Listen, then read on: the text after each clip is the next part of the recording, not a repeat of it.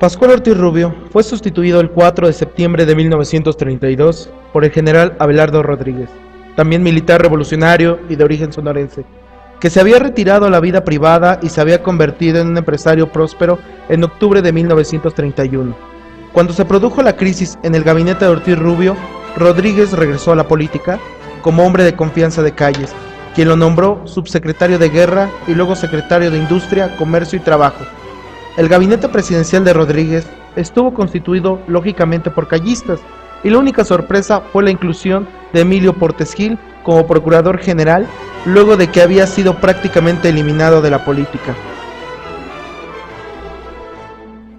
Desde un principio, Abelardo Rodríguez intentó dar a la presidencia una imagen diferente de la que Ortiz Rubio había tratado de imponer, para lo cual se valió de un sistema de acuerdos con la élite política, porque él, en resumen, se trataba de dejar los asuntos políticos en manos de Calles, mientras que se concentraba los esfuerzos de su gobierno en la cuestión administrativa. De esta manera, la tarea de Rodríguez consistió simplemente en administrar el país, mientras que las grandes decisiones políticas, entre las que destacaba la selección del candidato presidencial del PNR, correspondieron al jefe máximo. En su discurso inaugural del 4 de septiembre, Rodríguez aceptó abiertamente su papel. La tarea primordial sería la de conseguir una unidad de acción entre las principales fuerzas del país para llevar adelante la obra de la reconstrucción y el desarrollo nacionales.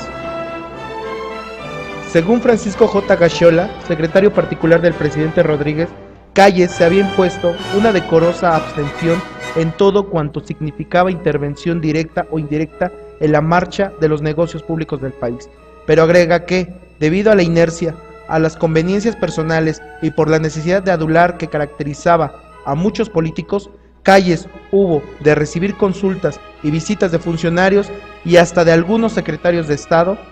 Esas visitas fueron tan frecuentes que en varias ocasiones el presidente Rodríguez hubo de llamar la atención a sus colaboradores para pedirles que se abstuvieran de someter al conocimiento de Calles los asuntos del gobierno, a menos que éste los llamara para plantearles problemas de su incumbencia. Pero los funcionarios no atendieron su llamado y Rodríguez decidió enviar el 27 de septiembre de 1933 una circular a los miembros de su gabinete para recordarles que él era el responsable del poder ejecutivo y no el señor general de división Plutarco Elías Calles.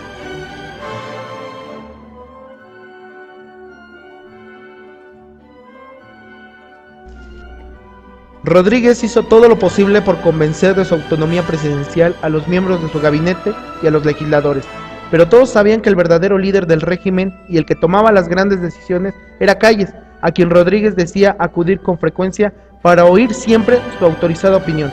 Aquella llamada feliz colaboración entre el presidente y el líder máximo de la nación permitió que se diera una relativa cohesión interna y que, en consecuencia, pudiera continuarse el proceso de consolidación institucional interrumpido por la situación de crisis del gobierno anterior.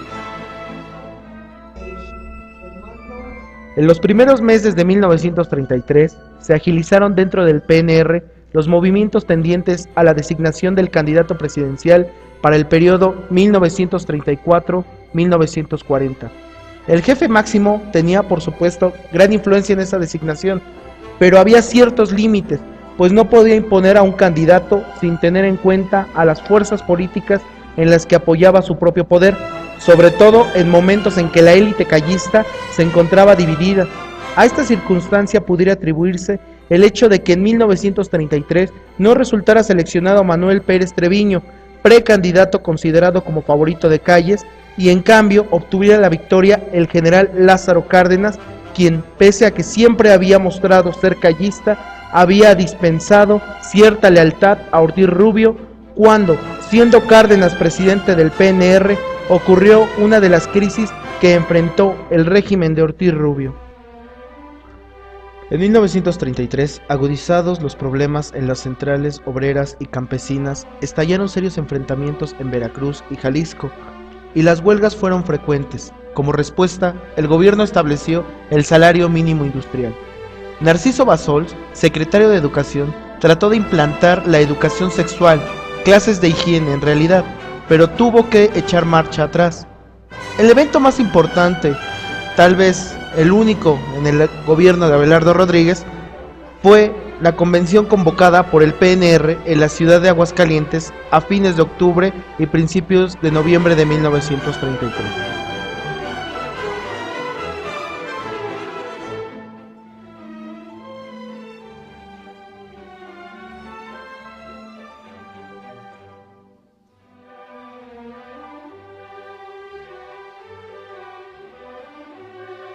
Hay un chiste de la época, en donde, a lo mejor ya lo han escuchado, en donde, pues en esta época los presidentes no vivían en Los Pinos, van a tener su lugar de residencia en Chapultepec, ¿sí? Desde Madero para esta época, pues están ellos, la residencia oficial de los presidentes de la República es el castillo de Chapultepec. Y la residencia de Plutarco Elías Calles se va a ubicar exactamente enfrente. Entonces andaba un chiste popular de la época que decía: esta es la casa del presidente, pero el que manda vive enfrente, refiriéndose precisamente al jefe máximo de la revolución. Calles en ese sentido pues va a tener una ideología muy interesante, va a ser una combinación de algunos principios de lo que es el socialismo, un socialismo muy básico, va a coquetear mucho con el capitalismo norteamericano y va a retomar la estructura corporativa del fascismo y del nacionalsocialismo, que son las ideologías políticas con las que está conviviendo. De hecho, también como anécdota se comenta que en el momento en que van las tropas del general Cárdenas, que entran a su casa para meterlo al avión que lo va a mandar al exilio, el libro que tenía en sus manos, lo que estaba leyendo era precisamente Mi lucha. ¿Sí? Y de hecho Calles va a emprender algunos viajes a la Italia fascista de Mussolini para ver cómo estaban operando en ese sentido. Todo el objetivo.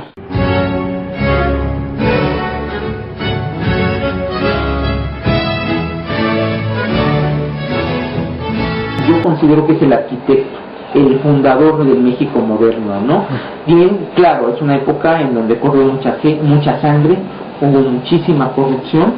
pero, insisto, a la larga la herencia de Plutarco Elías Calles son las instituciones de... En consecuencia de todo lo antes dicho,